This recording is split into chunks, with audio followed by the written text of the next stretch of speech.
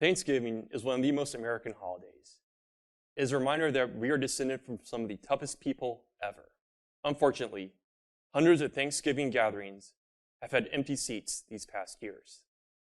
This is because the federal regime has imprisoned almost 1,000 patriots from January 6.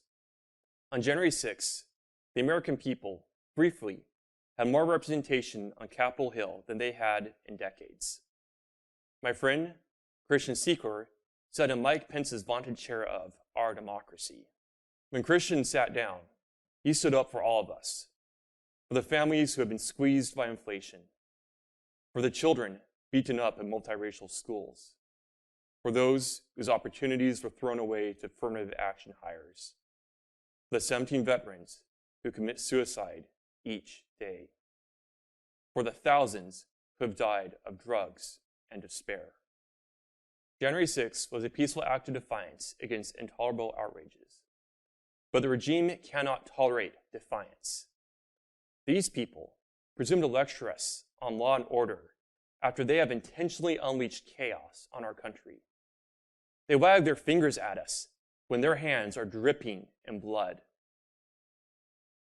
Some say that January 6 was a disaster.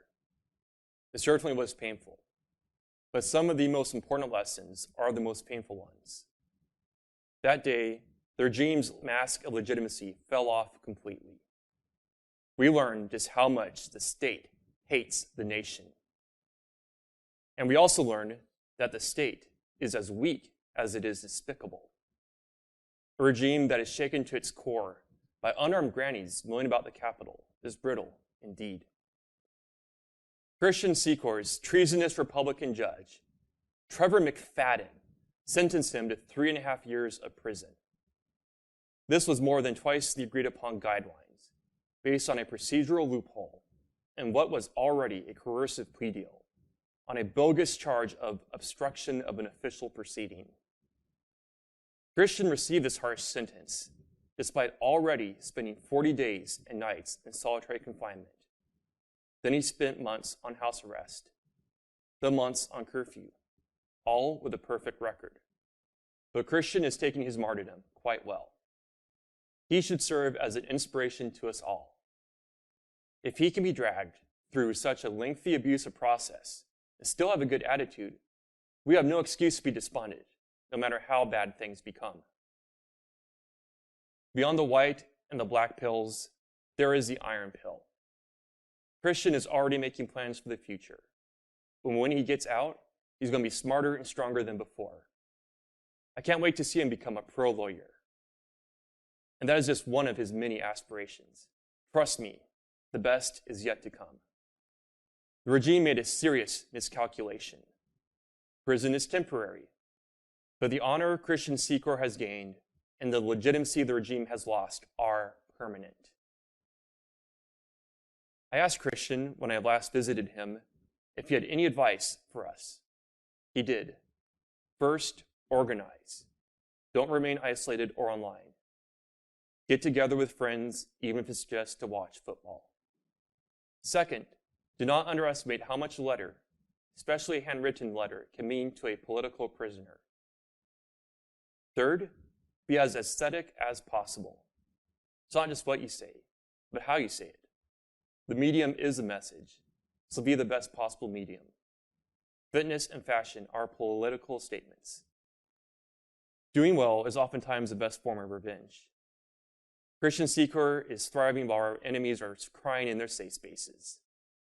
But our enemies deserve a lot more payback than just that. I therefore have the following demands for the regime. First, that all January 6 heroes be set free and pardoned. Second, that each January 6 hero be awarded a Congressional Medal of Honor and $1 million in reparation. Third, abolish the ATF and FBI in their entirety as they are past redemption. Fourth, prosecute every federal agent with even a remote connection to January 6th. Let them have a taste of their own medicine. Fifth, thoroughly purge all BLM and Antifa sympathizers from the military and government. I know they will not submit to these demands, because the regime's evil is surpassed by their stupidity. That's fine. Until these demands are met, I call upon every American to boycott enlisting in the military. If you already are in, get out ASAP. As a veteran, I know how hard this will be for some men, especially those whom the Greeks would call high in thumos. Even after several months of house arrest, Christian still wanted to be an Army Ranger. But we must redirect our healthy desire for adventure so that it is not exploited by our unworthy enemies. In 2020, the regime did an abrupt 180. They thought they no longer needed the facade of legitimacy. Now that their actions have caught up with them, they're trying to do another 180. Straight white men are even back in recruitment videos. Do not be fooled. They will do another abrupt reversal and stab us in the back the moment they can. The farce has ended. There will be no return to decency. We know that the government is the objective enemy of the nation. We know how much they hate us. We know that it would be foolish not to hate them back with interest. Otherwise, we'll be taken advantage of yet again. It's not our regime. Its wars are not our wars. Our war is an internal war within the wasteland of our national soul, not in the deserts of the Middle East. You can serve our country best by refusing to serve the government that has systematically trashed it. Boycotting the military is the best way for the best men to finally have a voice. For too long, men who would be knights in any other century have had to debase themselves before slimy merchants and petty bureaucrats. Democracy has elevated the faceless masses and the financiers who sway them above the true aristocrats of the soul who ought to rule. The regime despises and exploits us. Like Achilles, we must hold back from war until we are given the respect and power that we deserve. The federal military should not be allowed to distance itself from the federal judiciary. The regime is all the same. They go to the same elite schools. They are loyal to the same ideology and buzzwords. All of them are our enemies. This includes the Republican Party. Remember, Epstein's island was bipartisan. What if the regime reinstates a draft? A draft would only hasten their destruction. Most of the resident biomass is too fat or weak or mentally ill. Those who are competent are considered dangerous.